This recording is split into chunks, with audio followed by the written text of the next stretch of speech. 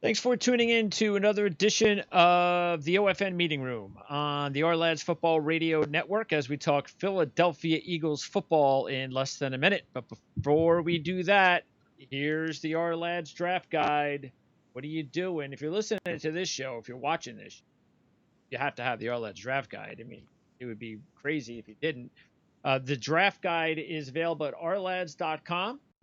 And also, don't forget the draft review guide comes out about a month later when we get an opportunity to not grade. Grade isn't good. We don't do grades, but just give a little bit of an accounting of the players that were chosen into the draft and maybe a little bit of an idea of, well, this year's going to be different. We used to go on OTAs and things of that nature, rookie minicamp. We won't be able to do that this time. So it should be interesting to see how we conduct ourselves in writing the draft review guide, but that's coming up after, of course, the NFL draft, which is our main focal point right now. So let's find out how the Philadelphia Eagles did in the offseason by talking with Mike Kay, Eagles beat reporter for NJ.com and co-host of the At the No Huddle show. Mike, good talking to you again. Hey, I'm happy to be here. Thanks for having me. Good to have you again, Mike. Last time we spoke, I think we were talking Jacksonville Jaguars football, right? Probably. Yeah. That's about right, yeah. So, and you're in New Jersey? Yeah. I moved up here about 2 seasons ago. So Okay. The week 2 of the 2018 season, excuse me. Okay. And how's the transformation from the South to the Northeast? Because that's a difference. Yeah, I grew up I'm originally from New Jersey, so, Okay. but northern Jersey, so it wasn't that big of a culture shock, but it's literally a cool experience. Yeah, you know, weather up definitely. here. That's okay. I like the seasons myself. So, Yeah, me too. but Jacksonville's not too bad. It's not Miami. So, Correct. Yeah. Yeah. All right, let's talk about the Eagles, who have the 21st pick in the draft. They have, I believe, 3 in the 4th round. Is that correct? Yes.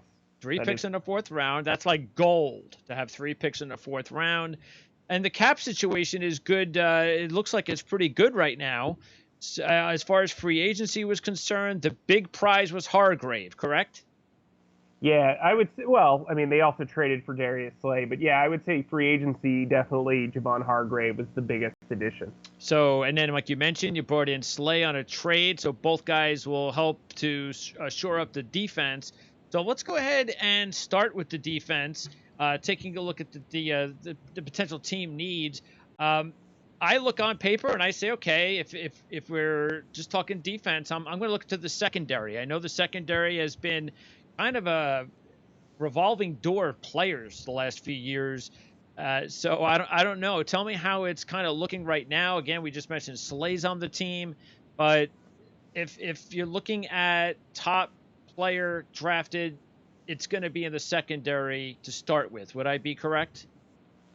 I would say defensively. Defensively, yes. Yeah, defensively, I think when you look at Darius, true number 1 corner. I don't know if I'd call him a shutdown corner because I don't really think those exist anymore. But he's their true number 1. They haven't had one of those since Asante Samuel was traded to the Falcons several years ago. He'll greatly upgrade that secondary. He has the ability to move around the secondary and face a team's top passing option, whether that's a wide receiver or a tight end. Opposite him, there's going to be a competition between former second-round pick Sidney Jones and former fourth-round pick Avonte Maddox. Maddox is a little undersized for the outside, but it does appear that the Eagles have a lot of confidence in him. He played very well on the outside despite his size during the 2018 playoff run and in the playoffs. He was a nickel corner last year, but I think they feel very comfortable with him outside. They brought in Nicole Roby-Coleman from the Rams. He's been a very, very good slot corner for the past couple of years. He'll move into the nickel position, play under his former Buffalo Bills defensive coordinator, Jim Schwartz. And then they brought in Will Parks, who is probably going to be the big nickel third safety for the team. They're going to move former starting cornerback Jalen Mills to strong safety, where he'll replace Malcolm Jenkins. That's a clear weakness because while he played the safety role at LSU, he's been a corner pretty much his entire NFL career. Then they brought back free safety Rodney McLeod, who had kind of an up and down season last year, but now he'll be 2 years removed from an ACL injury. I think if they're going to address the position, it's probably more likely at safety than it is at corner. Okay. When you look at the ability to potentially bring in somebody like a Xavier McKinney or a Jeremy Chin or somebody like that of that ilk in the first 2 rounds, I think that's the smart move. That said, I could see them looking at corner. The problem is, from what I understand, 4 to 5 corners could be taken in the top 20 picks. I mean, you're looking at Jeff Okudah, you're looking at C.J. Henderson. A.J. Terrell has apparently been overlooked by pretty much everyone. I thought he'd be a second-round pick. He's my second favorite corner in the draft. But a lot of people think that he could go top 15, top 20. And then a guy, Gladney from TCU, I think could go pretty high, and even a guy like Christian Fulton from LSU. Yep. So those are 5 guys that could go probably in the first round. And I think if you pass on a corner earlier, you might not find a really good outside option later. That's the difficult decision the Eagles have to make because they have such a glaring need on offense at wide receiver. Oh, and I'll tell you right now, based on where he's projected to go, if you follow that, let's say you take a corner earlier and you wait till, I don't know, it depends on exactly where the Eagles are picking, but I'm just going to say where he's projected to go, late second, early third. I think, I mean, if it's me, I'd love to get Antoine Winfield in that spot. Yeah. I mean, that kid's going to be a gamer at the next level, and he's not even a first-round guy. So that's how I would work it if I was the Eagles looking for both a corner and a safety. I'd say, all right, Winfield ain't going to go till the late second, third. I'll wait to get him. I'll take him a few spots before anyone else is. Yeah, I think there's a lot of practical sense to that. The only issue I think they could have with him, they're trying to establish what they call a positionless secondary, where a bunch of guys can play several different spots. And while Winfield can do that, they like a little bit more length and size at corner. Despite using Avonte Maddox out there, for the most part, they've really relied on guys who have really good length, and that's where Winfield kind of comes up short. Okay. I also don't think Winfield's going to play a lot of free safety. I think he's going to play mostly strong safety and nickel corner. So okay, I'm interested to see how they see him as a fit. All right. Well, let's go ahead then and talk about that number one need, the obvious need, and that's wide receiver. We know what's going on with some of the veteran players, and Arcega-Whiteside, the hope is that he's going to take that next step, but still there's just a whole bunch of unknowns. As far as the youth, it's just not there besides Arcega-Whiteside. So, I mean, Ward was an interesting player last year, but in general, this is a major class of wide receivers, and maybe it wouldn't be a surprise if the Eagles added not one but two, especially since you might be able to add in a guy that could also double as a kick returner. Yeah, I think they will double dip at the position. They have 8 draft picks. Like you said, the goal of having 3 picks in the 4th round. If they don't trade up and use one of those 4th round picks, I could see them, I think the sweet spot for them is drafting a wide receiver in the 1st or 2nd round and then double dipping with one of those 3 4th round picks. A guy like Devin Duvernay. Yeah. Duvernay, yeah. Sorry. Always screw up on that one, but the kid from Texas, he makes a lot of sense in the slot. I like his ability to get downfield. He can run go routes with the best of them. But when you look at the 1st round, I don't know if they're going to have a shot at the top 4 guys unless they trade up. And by top 4 guys, I mean Oklahoma CeeDee Lamb, Alabama's Jerry Jeudy, Alabama's Henry Ruggs, and then LSU's Justin Jefferson. Now, everybody's connected Justin Jefferson to the Eagles, and I think it's an astute connection.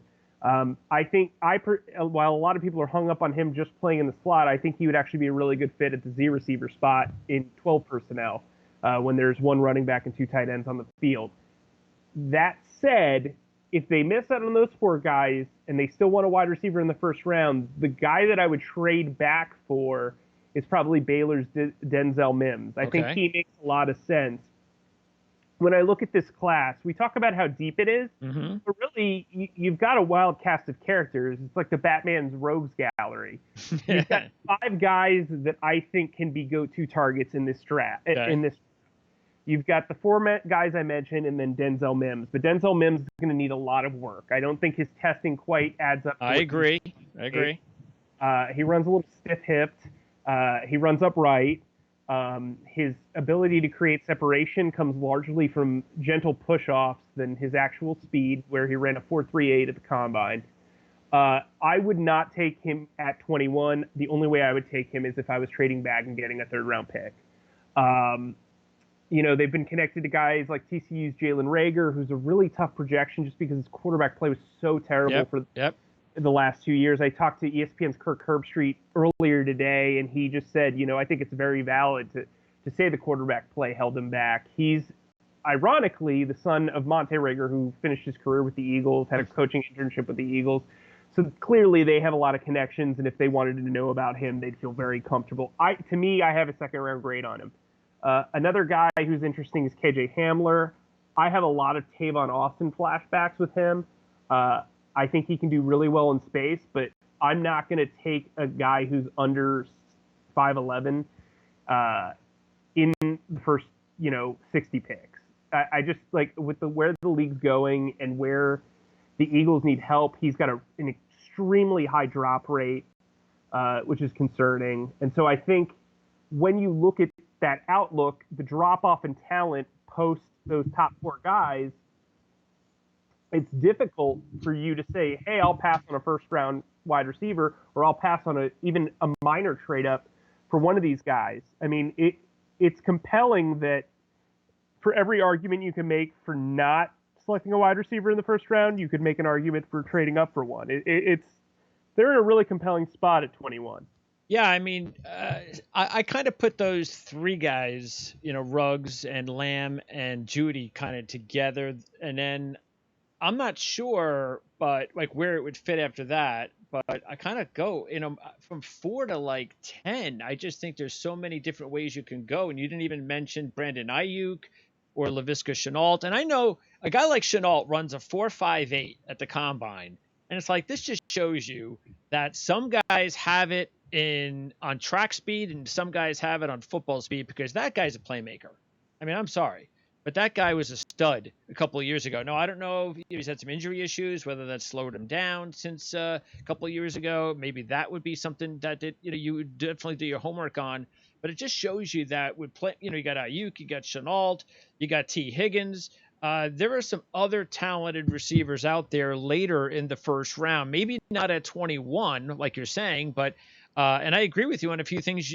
Two of the players you pointed out, including Mims and Hamler. Hamler's like you mentioned, under 5'8". I mean, he's under 5'9". So I agree with a lot of the points you just made. Yeah. So you bring up Higgins. Higgins is an interesting fit, right? Because he's kind of a lot like Alshon Jeffrey was as a prospect. Long, lengthy, has above average speed for a guy his size, but he also really needs to work on his route progressions. I think he's too inconsistent with the way he plays to his size. His catching radius is impressive. The thing is, I don't sense like a real dog in him. I don't think his competitive nature as a big receiver really fits into his body frame, if that makes sense. Laviska Shenault is a really interesting player. The only reason I would probably shy away from somebody like him or Hamler is I feel like they're very intriguing gadget guys that I'd love to pair with a true number 1 wide receiver. Understood. So if you're going to select those 2 guys, you probably want to select a guy in the 1st round who you feel is a dynamic talent that kind of transcends X, Y, and Z positions. And so for me, if that's my first pick, I'm a little concerned just because Alshon Jeffrey's injured and his status is kind of up in the air. Deshaun Jackson was held to 1 full game last year, and he's 33.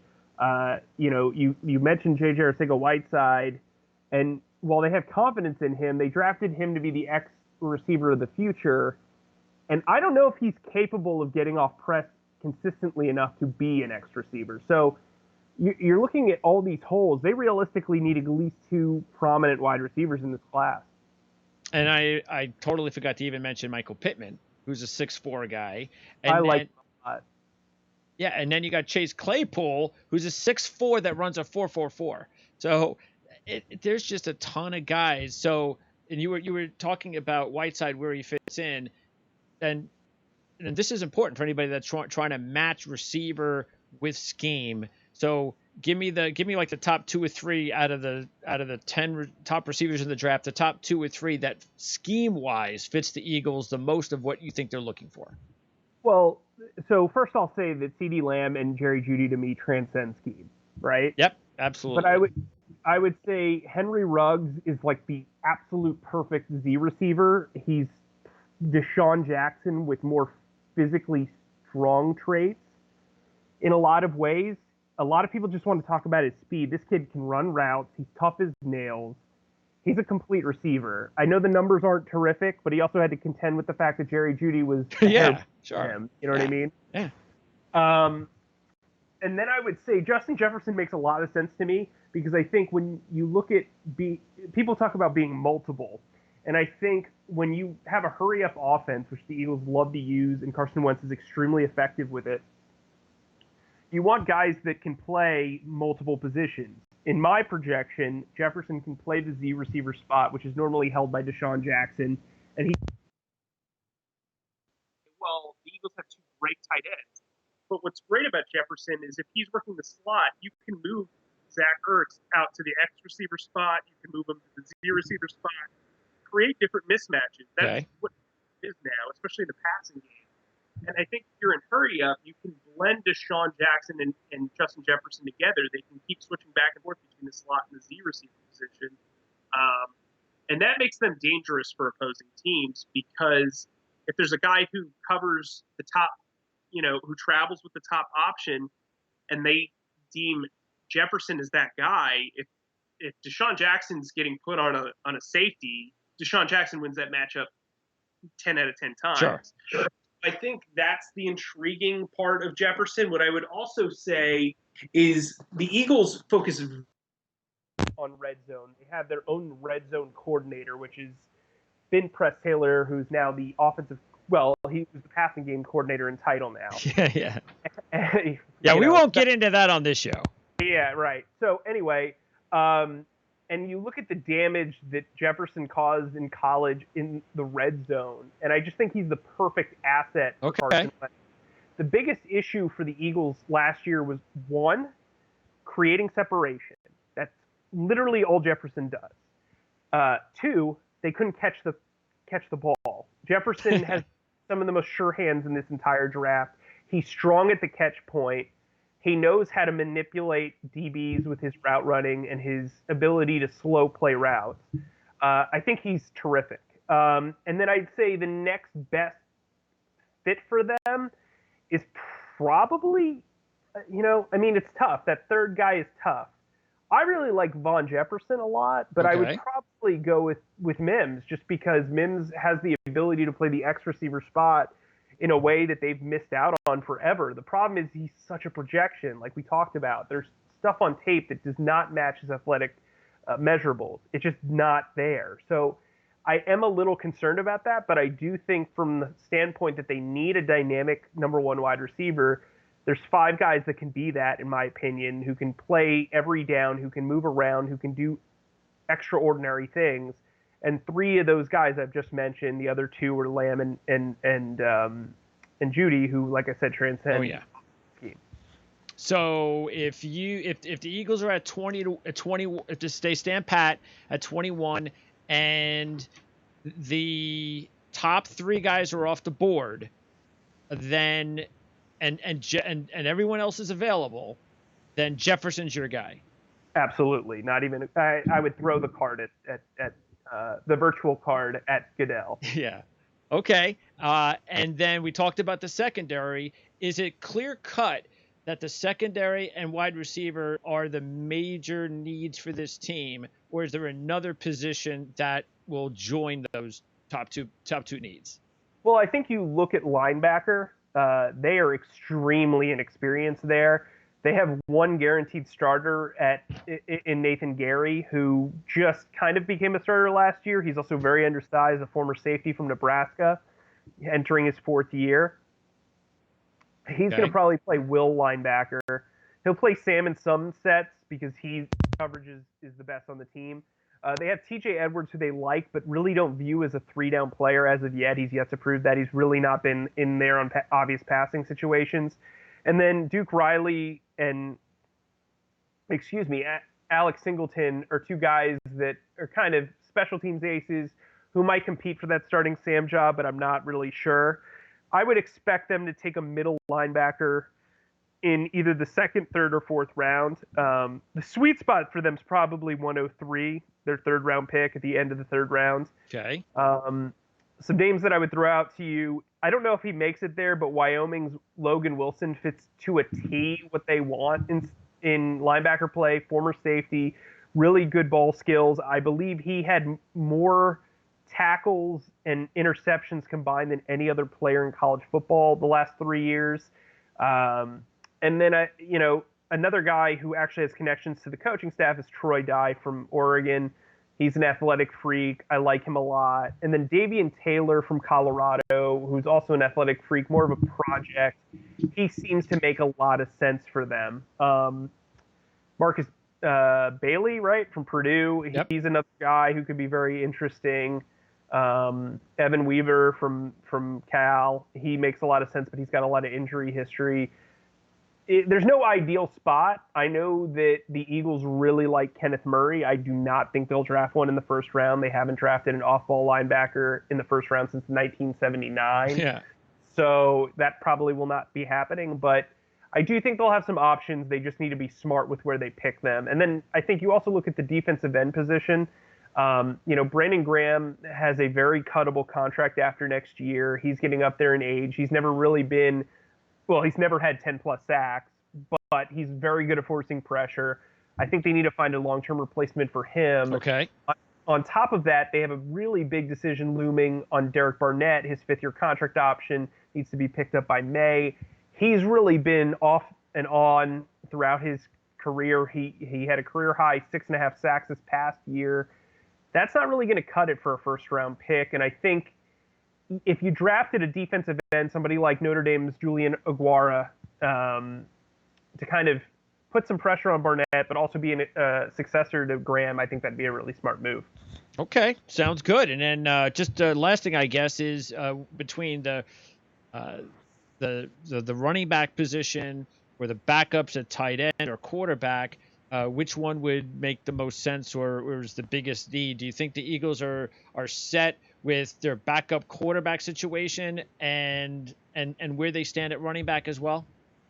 I think they definitely will add a running back. Right now they only have 3 on the roster. They typically go into training camp with 6 at minimum, and they typically kept 4 on the week 1 roster. So that tells you they're going to invest at some point. James Robinson from Illinois State makes a lot of sense in the later rounds. You look at somebody like A.J. Dillon from Boston College, Josh Kelly from UCLA. What's good about what they have right now is Miles Sanders and Boston Scott both can pick up short yardage. They're both very versatile. They both can catch out of the backfield. They're both great on screens. They're a really good tandem. So you can kind of add any type of running back that you really want to that group and really have a really nice rotation there. You look at the backup quarterback position. Nate Sudfeld's entering year 4 with the Eagles. He re-signed on a 1-year deal that only guaranteed him $500,000. He's thrown 25 career passes. Mm-hmm. At some point, you have to decide, hey, is this guy going to be the long-term backup, or do we go in and try to mold somebody else? Yep. I will tell you, Doug Peterson would love to develop another quarterback. He loves Carson Wentz, but he would love to have, that Andy Reid style thing where he put out A.J. Feely and he got the best out of Mike McMahon and he got the best out of Jeff Garcia and all that stuff. So he'd like to create that quarterback developer legacy and guru type legacy of his own. They tried with Clayton Thorson last year. That failed miserably. What I would do is I would look at somebody like Washington State's Anthony Gordon, who's basically a shorter version of Nick Foles. Or you can look at somebody like James Morgan from FIU, who is getting a ton of buzz Yes. amongst the NFL community. I will tell you the Eagles have done a lot of homework on him. Okay. He is a guy who's really had to earn it. I believe he started at Ball State and kind of had to work his Bowling way up. Green. Oh, Bowling Green, Mm-hmm. that's what it was. Bowling Green, Ball State, whatever. Yeah, They're they're all the same. Those MAC schools are all the same. Yeah. All the same. No, I'm just kidding. Sorry to any of those alums. Yeah, right. Yeah, Bowling Green. So, and then he had to work his way up. He got the FIU gig. He's a guy who understands how to maximize his snaps as a backup in the NFL. As you know, you're not going to get a ton of reps in practice, and you got to make the most of them. You've also got to be a very good support system for a starting quarterback. Carson Wentz is a guy who has gotten along with all of the quarterbacks he's been with, but you also need a guy who has the temperament to be able to lead when called upon. And I think Morgan's got that in spades. He's got the work ethic. Apparently he's like a massive gym rat. I hate to use that term because it's so openly mocked, but he takes the sport seriously. He takes the film room seriously. He's a really smart kid. I think Nate Stanley, if they're willing to wait, could make sense. He kind of fits the size demographics that Peterson typically pursues. So overall, I think this backup quarterback group, especially on day 3, makes a lot of sense. I don't think this is a great quarterback class, but No. I think every tier kind of fits into place, if that makes sense. You look in the middle rounds with Eason and Hurts and some of those guys. And Fromm. Or Fromm, right, exactly. Those guys are potential starters down the road if they develop properly and get the right coaching. Yep. Then you get to day 4, and you're looking for long-term backups who can kind of be that, not Cody Kessler-esque type, but be a guy that can be around for a while, understand an offense, be a coach in the locker room and on the field, on the sideline, see things that others potentially can't, and help with that coaching scheme and communicating with the starting quarterback. You know what I mean? Yeah, absolutely. So that sounds promising that the Eagles at some point during the draft will be adding a developmental quarterback to the quarterback room. So we'll definitely hold you to that after we talk to you on the other side of the draft and before or whenever training camp begins. Let's hope it's on time. But that'll give us some more time to kind of dissect how the team did in the draft and everything else that we didn't get an opportunity to talk about today. But Mike, always good talking to you again. NJ.com at the No Huddle Show, and also on Twitter, Mike_E_KAYE. Mike, thanks a lot and enjoy the draft in a few days. Thanks for having me. You got it.